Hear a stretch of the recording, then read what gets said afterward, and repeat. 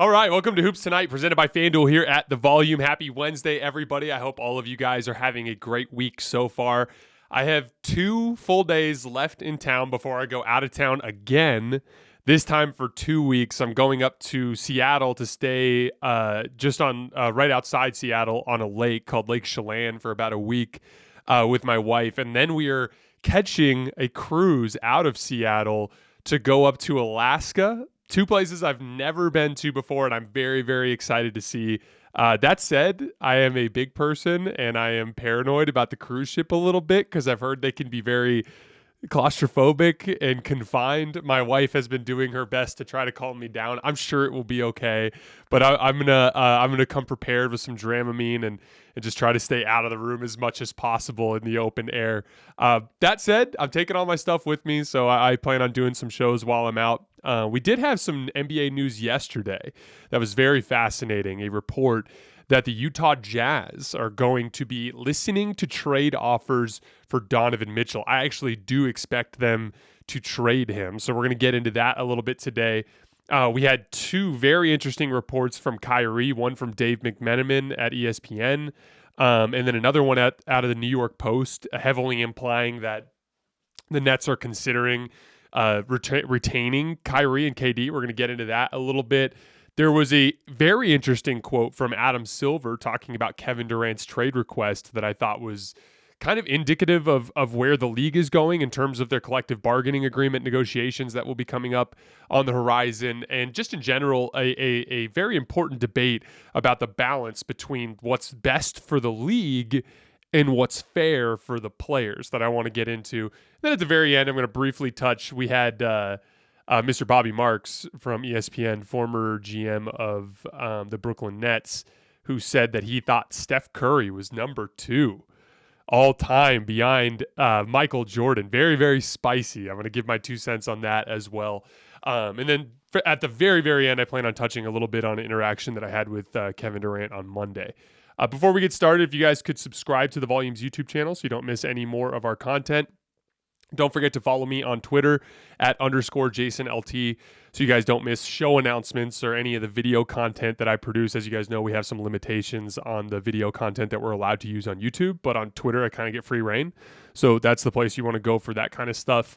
And then last but not least, if you miss one of these shows for whatever reason and you want to catch up but you can't get over to YouTube, we do release them in podcast form under Lakers Tonight. We are currently in the process of changing that to Hoops Tonight as well. That should happen here in the next couple of weeks. All right, let's get started. So first of all, I thought that Donovan Mitchell would be the first one to get traded in this Utah Jazz situation. As we're about to get into in just a minute, I think he's a textbook number 2. I don't think he's a guy that you can have as the best player on your championship team. And then I also thought he had the most trade value.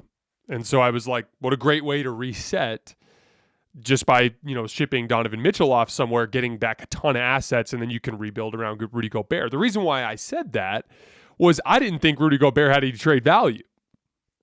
And I was unbelievably wrong about that because the Minnesota Timberwolves paid a ridiculous price to get Rudy Gobert. My thought process was he's so limited offensively, even with the great things that he brings defensively, that you can't have a $47 million hit on your cap sheet in the year 2026 for a player that doesn't help you on the offensive end of the floor the way that Rudy Gobert doesn't help you. And so I was like, why don't they keep Gobert? Because his trade value is going to be lower. You flip Donovan Mitchell, you rebuild around that. That's your way to move forward, is essentially like a soft rebuild, right? But now that they got so much for Gobert, I think you absolutely have to trade Donovan Mitchell. The main reason why is he does have great value. And secondly, like I said earlier, he is not good enough to be a number 1 option, in my opinion. Now, for starters, if you look at Donovan Mitchell's game, there are these immense strengths and these immense weaknesses. It's a very up and down type of player. First of all, over the course of the last 3 playoff runs, he's averaging 32 points, 5 rebounds, and 5 assists. On 46% from the field, 41% on threes, 10 attempts per game. That's a wild stat. So like a dead eye, high volume 3-point shooter and 88% from the free throw line, 61% true shooting overall. So in terms of counting stats, offensive production, he's top tier. That's what you're getting from the best superstars around the league.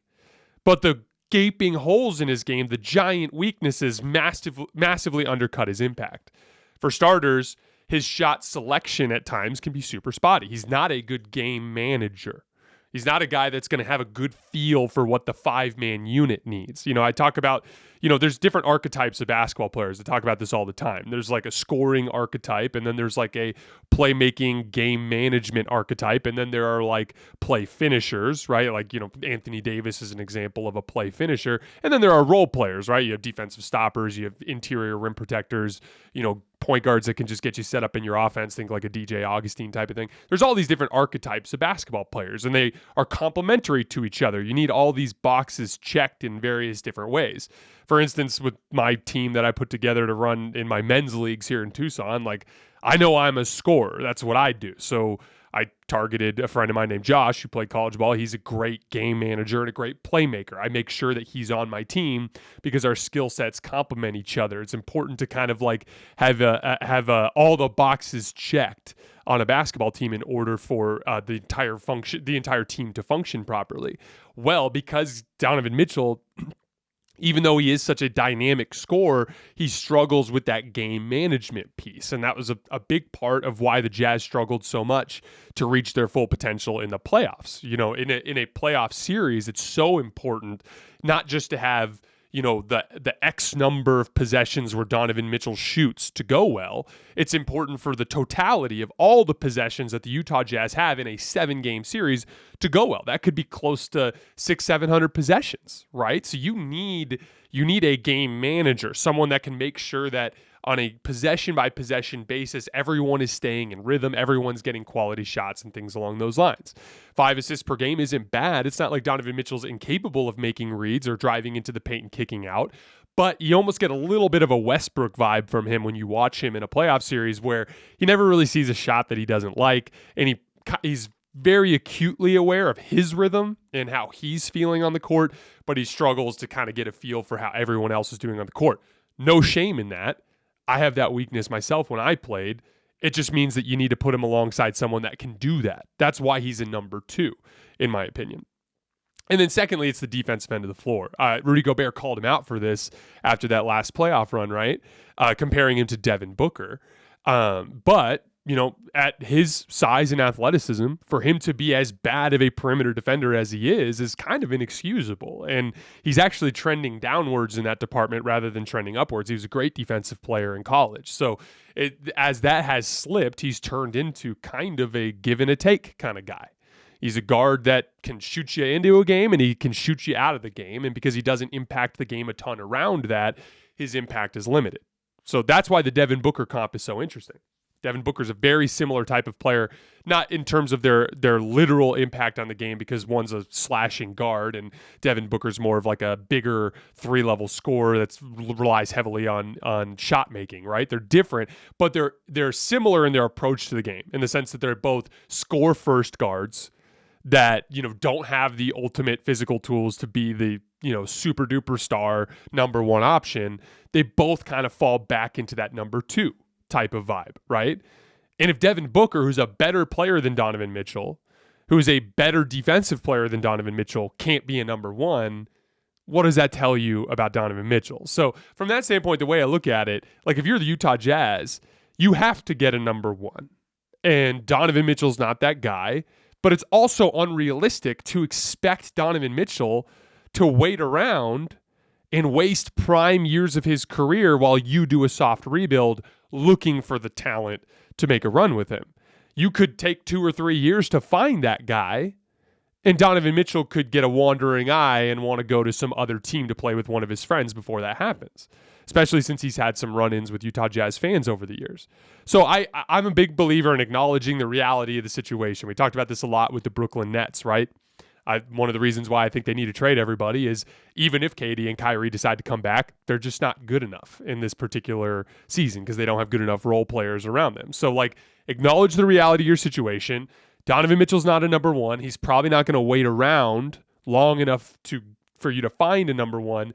why don't you flip him for as many assets as you can get? You already got this fantastic haul from the Rudy Gobert trade. You got 3 starting level players that started for a playoff team that took 2 games off of the number 2 seed, right? And you got all the draft picks. Not only can you flip those role players, like you can flip Patrick Beverley and Malik Beasley and Jared Vanderbilt for additional assets. You could probably get maybe another first or 2 out of that. You can flip those guys, and you can flip Donovan Mitchell for another haul of role players and picks and things along those lines. You can, in one offseason, completely fill your asset trove, which could be the thing that you use to target the next disgruntled superstar, or to trade up in the draft for a number 1 overall pick if you have a specific prospect that you like a Victor Wembanyama, right? Like that, they have the ability, because they hit such a home run with the Gobert trade, to completely retool their asset trove like that. And so I think that they're headed in the right direction here. A couple of things. As far as Donovan Mitchell potential trade destinations, my friend Tony Jones, who covers the Utah Jazz, mentioned the New York Knicks as a team that's expected to put together an offer. I get it for the Knicks, and I mean, they should, because why the hell not? And I'm not as high on RJ Barrett as everyone else is, right? But, I mean, that's a race to mediocrity. A Donovan Mitchell team with Jalen Brunson and Julius Randle is going to win 45 games, be a 5 or 6 seed, and lose to the Milwaukee Bucks or the Miami Heat in the first round. Like, that's just what's going to happen with that team. Now, becomes much more interesting in Madison Square Garden. Also, I'm a big believer in projecting competence so that you can use that competence to draw the next star. You get Donovan Mitchell, you have a couple 47-win seasons, you have a couple first-round exits, but you project competence. You have a good head coach in there. You keep the head coach for a long time. Everybody looks happy and everything's going well. Then when you have cap space available, that's when you can actually pitch to a superstar like, hey, look at this successful operation we're running here. You should jump on with us. Donovan Mitchell's a perfect number 2 for you. Come and play. You know what I mean? Or maybe you can get, if you don't have to spend too many assets in the Donovan Mitchell trade, you can accumulate assets around that, and maybe you flip a Julius Randle and a Jalen Brunson for a superstar at some point in the future. So I like the move for the Knicks in terms of a franchise, a push forward for the franchise, but make no mistake, that team's not doing anything. The two teams that I had in mind, and I actually mentioned these right after the Jazz got eliminated from the playoffs, so you might remember. But like I talked about earlier about complementary pieces and just like trying to check all the boxes on a basketball team, there are 2 teams out there that have everything except for elite high-end offensive creation. This is the Miami Heat and the Toronto Raptors. These are the 2 teams that I mentioned right after the Jazz got eliminated.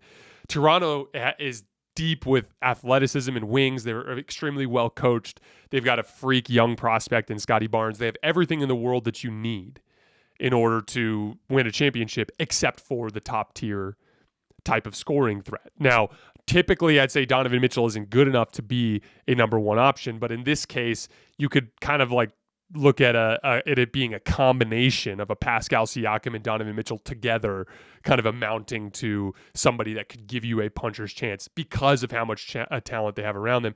Miami Heat, the exact same thing. Jimmy Butler's your number 1 there, so he doesn't need to be the number 1, but it just gives them that extra offensive punch that they so desperately need, because nobody other than Jimmy Butler can create their own shot there.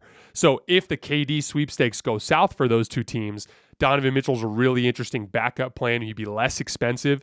I think Toronto should give up Scotty Barnes for KD. Toronto fans think I'm crazy. Well, here's your alternative. If you don't want to get KD for Scotty Barnes, you can probably get Donovan Mitchell for a bunch of draft picks and like OG Anunoby. You know what I mean? So like there's a version of this story where you could backup plan yourself into a Donovan Mitchell. Now you're going at this with all of your length and athleticism, but with Donovan Mitchell as another scoring punch to make things easier so that your defense can actually be enough for you to win. So those are the 2 teams that I'd keep an eye on, Miami and Toronto. If they don't get KD, look at them as backup plans for Donovan Mitchell. Phoenix is actually an interesting example of a team that could do that as well. So we had Dave McMenamin from ESPN. He reported, I believe on Get Up or NBA Today. It was either yesterday or the day before. He said that now the Lakers are waiting to see if the Nets decide to bring KD and Kyrie back. Then we get this report from the New York Post, and I'm going to read this quote. How did we get it? This is from a source. How did we get into this situation and trade when he opted in? The source asked rhetorically. Here's the situation. He opted in, which means he had and has every intention of playing with the Brooklyn Nets. KD decides he wants to out, and now everybody is talking about trading Kyrie, right? Kyrie has not asked for a trade. Now, if the Nets don't want him, that's something totally different. Kyrie has not said he wants a trade. He opted in. So where did the trade conversations come from? Is it because KD requested a trade and now everyone's like, let's trade K? Kyrie opted in. Now, I tweeted out when I saw that yesterday, I was like, how stupid do they think we are? Because, I mean, like, literally, we know the Nets front office doesn't want Kyrie. If they wanted Kyrie, they would have offered him a dope extension to make everything fit with KD so that they can move on to the future. The Nets purposefully put their foot down there, right? Kyrie, his camp nonstop leaked for weeks that he wanted to go to LA. Then Kyrie out in public gets shouted at by a fan saying, hey, when are you coming to the Lakers? And he said, soon. Like, how dumb do you think we are, man? I mean, don't get me wrong. I agree that Kyrie probably in a perfect world would have liked to have re-signed with the Nets and stayed in Brooklyn with KD. But the reality of the situation is the tension and the fracture and the awkwardness there is too much to go back. There's an outside chance that they try that. There's an outside chance that Brooklyn goes, hey, let's all just come back and do this. I'm not saying that's off the table, but it would be a weird, toxic vibe.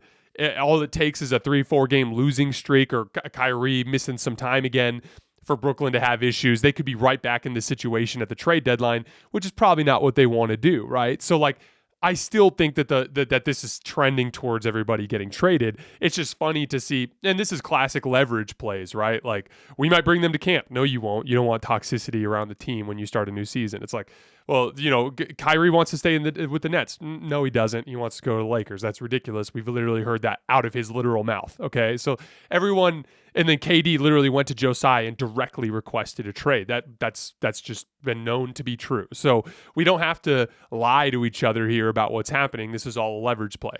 There's one thing and one thing only that can put Brooklyn's train back on the tracks, and that's Kevin Durant.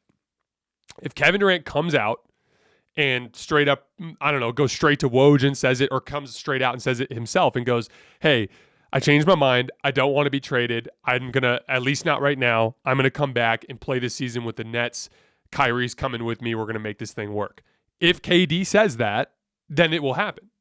Because then you can count on KD and Kyrie to go into camp motivated and taking it seriously because you know it's their idea. You know what I mean?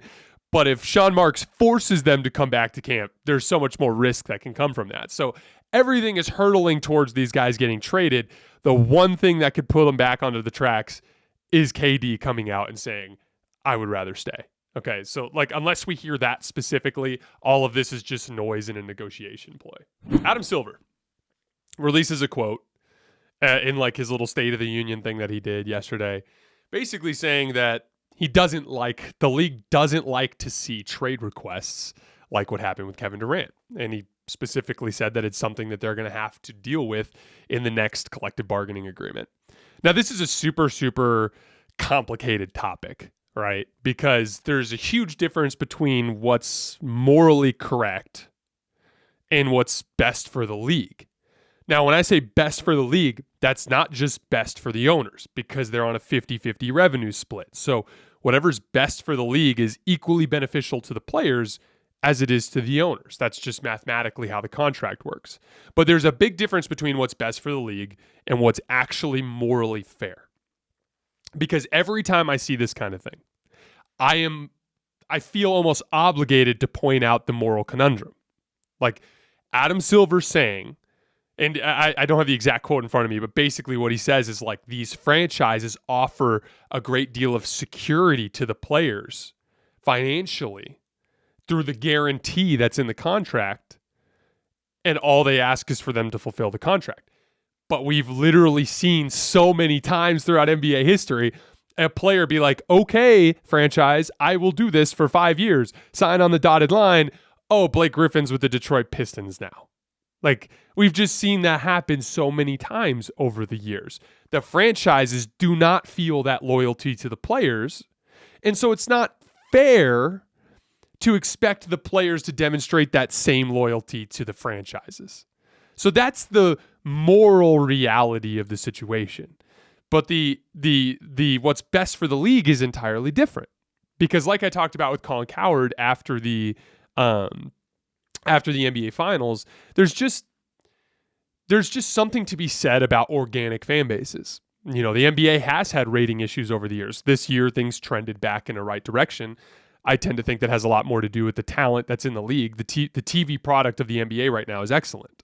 It has some room for improvement, but it's excellent. So I think that's why fans are driving back towards the NBA. But make no mistake, I don't think it's a coincidence that the Golden State Warriors fan base is so healthy. Colin told you guys himself, the average NBA team makes about $200 million a year in revenue.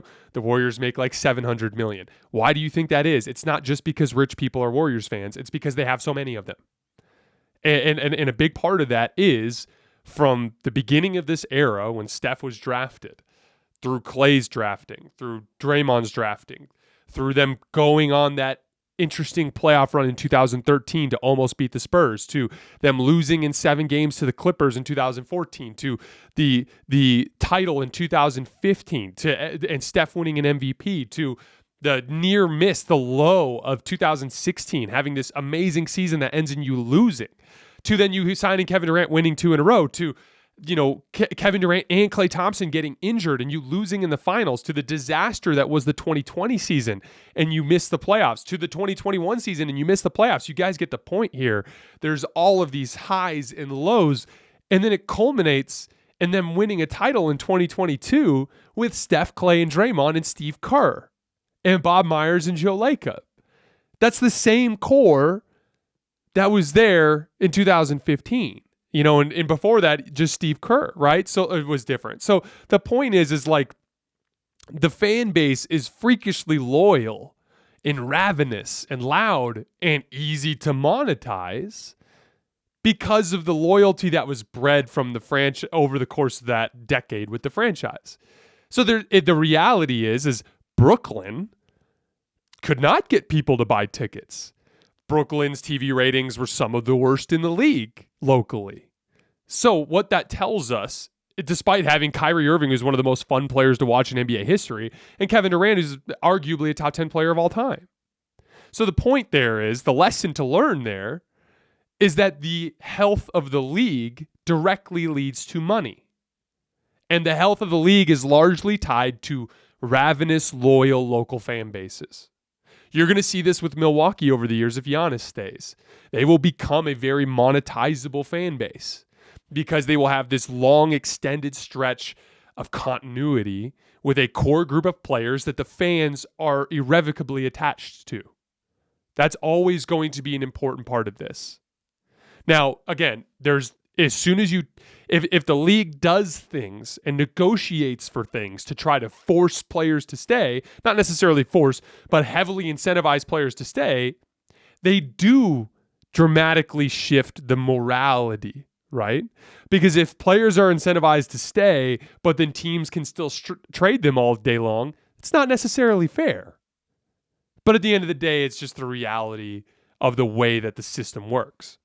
And I don't think the players necessarily see the pain of the finances in the immediate future because of the TV contract, right? But what if you were able to tell the fans, hey, by virtue of doing this, if you are forced or heavily incentivized to stay with the team that drafted you, our next TV deal will be X dollars bigger. Or maybe not that one, but the one after, because it takes sometimes, like with the Warriors, it takes a a decade to breed that fan base. But at a certain point, the league needs to understand, the players need to understand that there's a trade-off there, and they need to decide how much they want to fight for. Because if you make the league into a mercenary league, where teams are constantly in flux, and players are constantly teaming up with different guys every couple of years and moving all over the country, you will only breed fans that are fans of the league. And that typically is going to be a more intense basketball fan. You will lose casual fans that are in these local areas. If the Phoenix Suns had some variation of Devin Booker, Mikal Bridges, and DeAndre Ayton for the next decade, then Phoenix would become a ravenous fan base. But if after this year they flip the whole thing over and it's Kevin Durant and Devin Booker and no one else, it's going to be very different. And that's just one example. But again, you have to decide, do you want a mercenaries league where you make less money in the long run? Or do you want a league that has a more traditional structure that breeds strong local fan bases and you guys all make more money in the long run? And it's a tough decision, and I don't know what the answer there is, and only the players know, and it's up to them to figure out. They got to decide what they think is worth fighting for. So Bobby Marks said that he would have Steph second behind MJ all time. Now, you guys have heard me talk about this stuff before.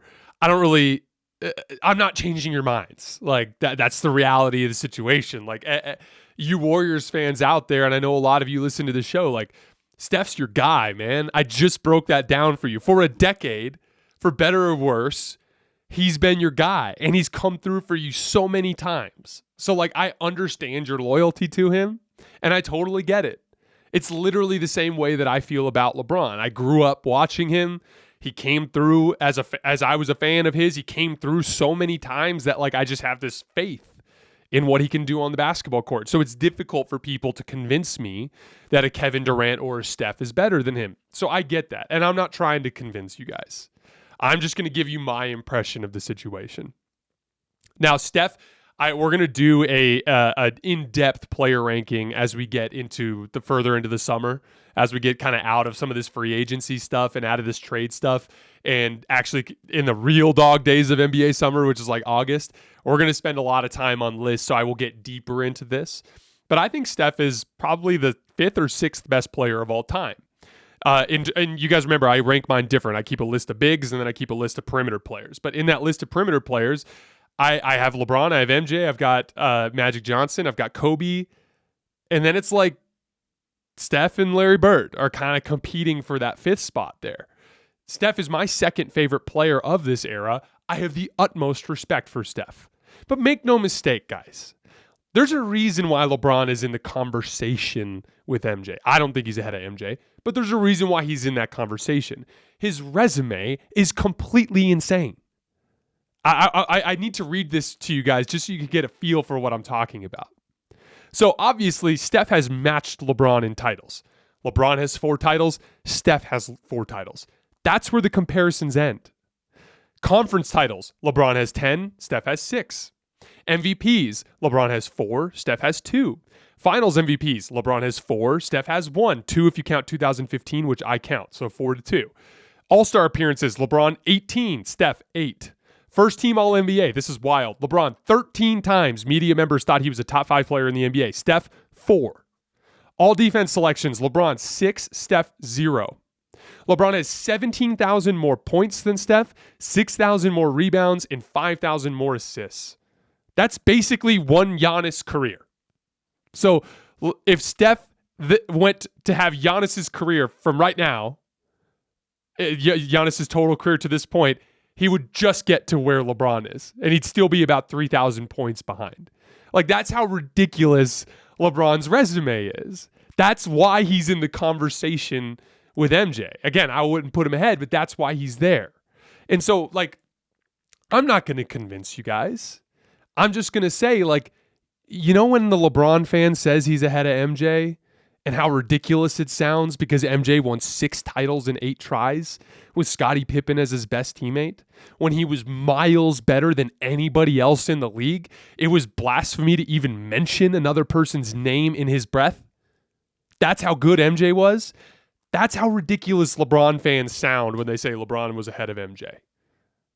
That's how ridiculous Steph fans sound when they say Steph is ahead of LeBron. And that's all I'm saying. Like, it's okay for Steph to be the 6th best perimeter player of all time. That's ridiculous. The dude played, 3 years of college basketball. The dude had horrible ankle injuries that disrupted the beginning of his career. He's the only guy on the list who's as small as he is. It's ridiculous. Sorry about that. It's ridiculous that he's had the career that he's had with what he's been given. He has massively outperformed anything you could have ever hoped or expected from him, and he still is playing basketball. but let's not get crazy. That's all we're saying here. And then even if we look at the absolute peak, so I think Steph's absolute peak was this season. I thought he was an unbelievable defensive player this season. And in terms of, if you actually factor in the way defenses guard him compared to 2016 and 2015 when they still didn't really know how, and for him to be as efficient as he was, to have that playoff run that he just had with Andrew freaking Wiggins as his best player. I was arguing with some people up in Vegas about Steph, and I couldn't. I became the Steph defender. I was arguing with a buddy of mine, and he's like, "Yeah, I'm not sure Steph has ever really carried." I'm like, "Dude, he just won a title with Andrew Wiggins as his best teammate. Like, how is that not carrying? You know what I mean?" But that to me is what encapsulates Steph's absolute peak season. This 2022 season was the best version of Steph that I saw in terms of control of the game, scoring efficiently in the playoffs, defending, being the chess master, deciphering defenses. Everything that he did to drag that team to the trophy, to me, was the peak of Steph. That said, I think LeBron had 4 seasons that were better.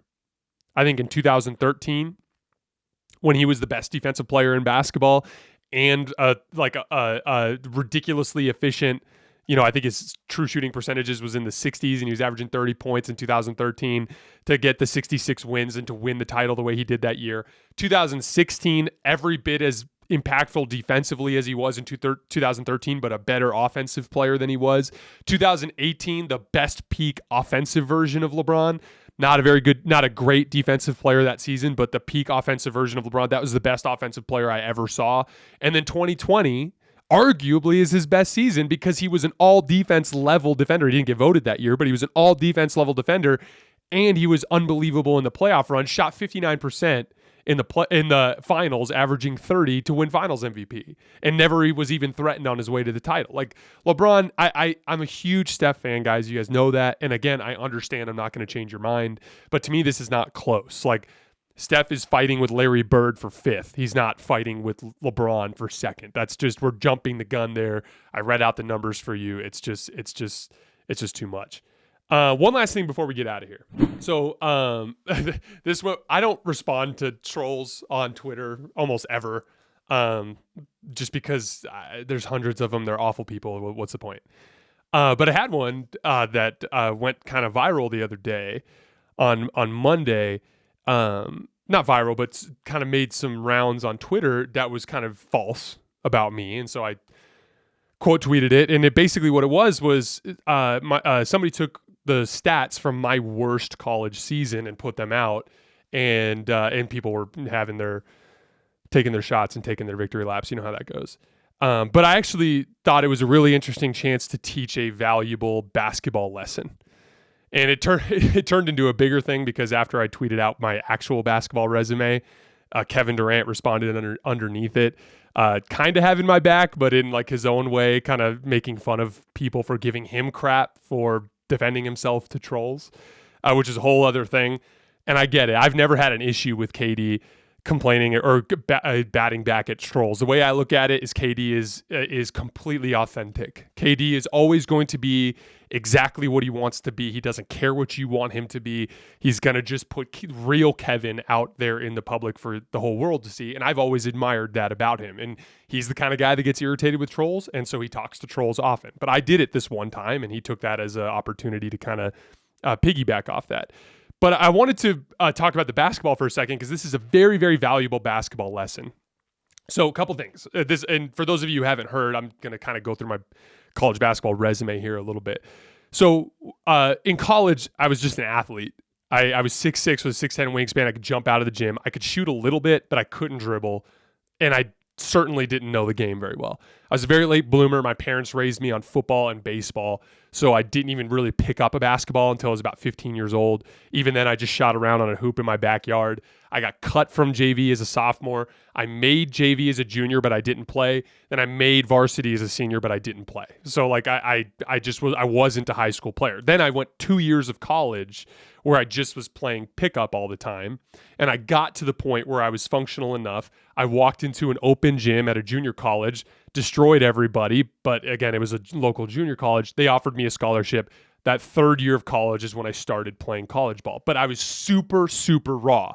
Like had like a 40-inch vertical, 6'10 wingspan, tall, but I didn't know the game. I didn't know how to play. I could shoot when I was streaky. I could shoot when I was hot, but that was it.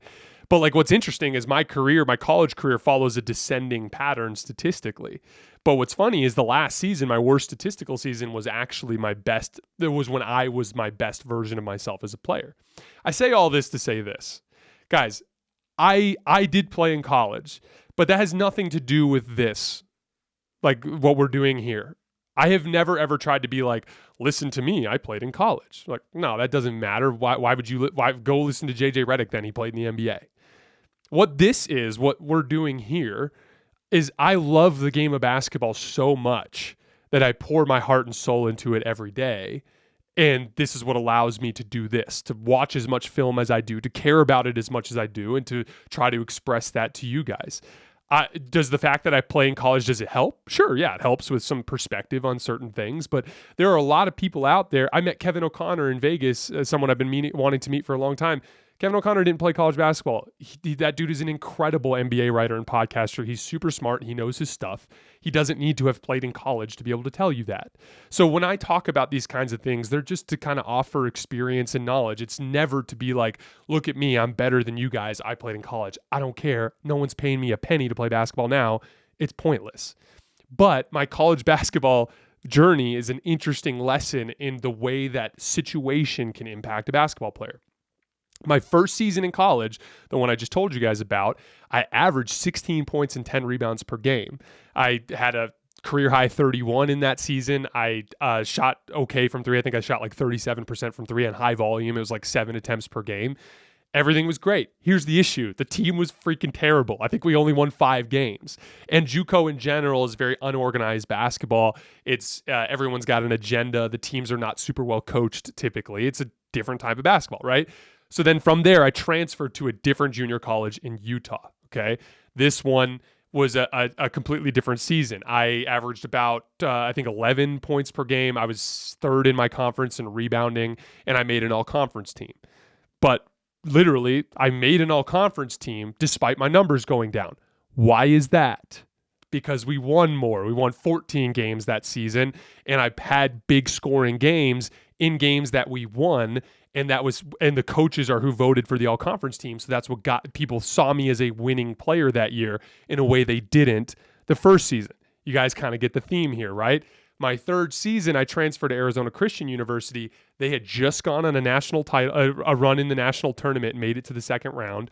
They were the player at my position at small forward was an all-conference player the previous year, and I took his spot and moved him to the bench. That's how deep we were with talent. I had 2 All-American guards. My role completely changed. My coach literally sat me down in the office and was like, we do not need you to shoot.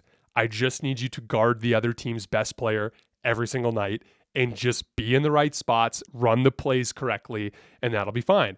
And my numbers tanked. I averaged like 5 points per game. I really, really struggled to shoot. At one point in the beginning of the season, this is crazy, I missed 22 consecutive 3-point shots over the course of a couple of weeks.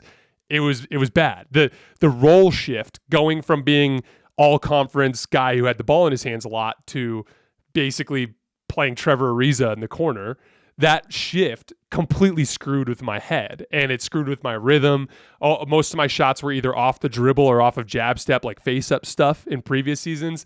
All of a sudden, it was only catch and shoot reps, and I really struggled with that.